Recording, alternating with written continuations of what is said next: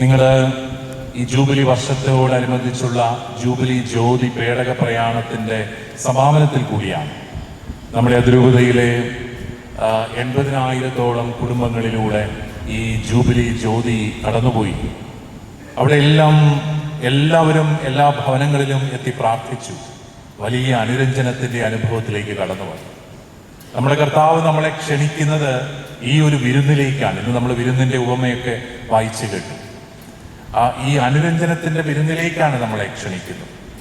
പക്ഷേ ഈ വിരുന്നിൽ പങ്കെടുക്കാതെ മാറി നിൽക്കുന്നവരുണ്ട്. ഞങ്ങൾക്ക് പഴയ ജീവിത സാഹചര്യങ്ങളിലേക്ക് തന്നെ പോയാൽ മതി എന്ന് പറഞ്ഞ് പോകുന്നവരുണ്ട്. നമ്മുടെ അനുരഞ്ജനം അടിസ്ഥാനപരമായി ദൈവവുമായിട്ടാണ്, നമ്മുടെ സഹോദരങ്ങളുമായിട്ടാണ്, പ്രകൃതിയുമായിട്ടാണ്. അങ്ങനെ എല്ലാം ഇവരുമായിട്ടുള്ള ഒരു അനുരഞ്ജനത്തിൻ്റെ അനുഭവത്തിൽ നിറയുമ്പോഴാണ് നമ്മൾ ഈ ആരാധിക്കുന്ന ഒരു ജനതയായിട്ട് മാറുന്നത്. കാരണം ആരാധന എന്ന് പറയുന്നത് തന്നെ ദൈവവുമായിട്ടുള്ള ഒരു ഐക്യമാണല്ലോ.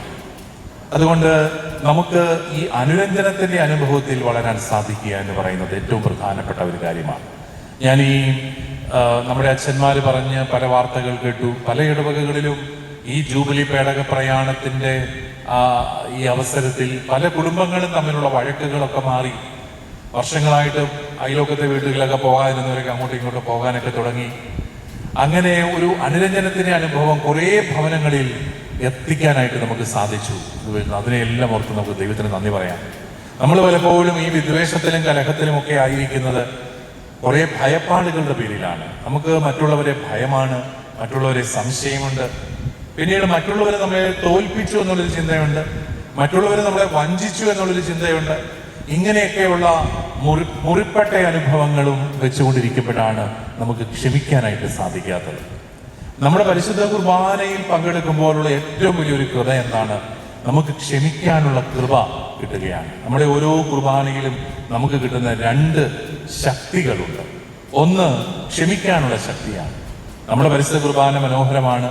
ഈ കുർബാനയിൽ ദൈവജനം വാപൊളിച്ച് ആദ്യം ചൊല്ലുന്ന വാക്ക് അനുരഞ്ജിതരായി തീർന്നിടാം എന്നുള്ളതാണ്. കാരണം അനുരഞ്ജനത്തിന് വേണ്ടിയിട്ടുള്ള ബലിയാണിത്, അനുരഞ്ജനത്തിനുള്ള ആഹ്വാനമാണിത്.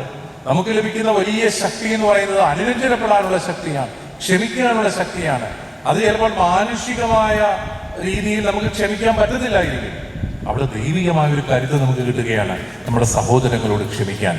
അപ്പോഴാണ് യഥാർത്ഥമായ ഒരു സമാധാനം നമ്മുടെയൊക്കെ സമൂഹങ്ങളിൽ, കുടുംബങ്ങളിലെല്ലാം ഉണ്ടാവുന്നത്. രണ്ടാമതായിട്ട് നമുക്ക് കിട്ടുന്ന ശക്തി എന്ന് പറയുന്നത് ബലിയാകാനുള്ള ശക്തിയാണ്.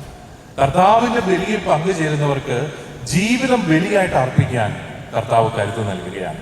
കുടുംബത്തിലാണെങ്കിൽ ഭാര്യ ഭർത്താവിന് വേണ്ടി, ഭർത്താവ് ഭാര്യയ്ക്ക് വേണ്ടി, മാതാപിതാക്കൾ മക്കൾക്ക് വേണ്ടി, മക്കൾക്ക് മാതാപിതാക്കൾക്ക് വേണ്ടി, കുടുംബത്തിന് ഇടവകയ്ക്ക് വേണ്ടി, ഇടവകയ്ക്ക് സമൂഹത്തിന് വേണ്ടി ബലിയാകാനുള്ള കരുത്ത് കിട്ടുകയാണ്.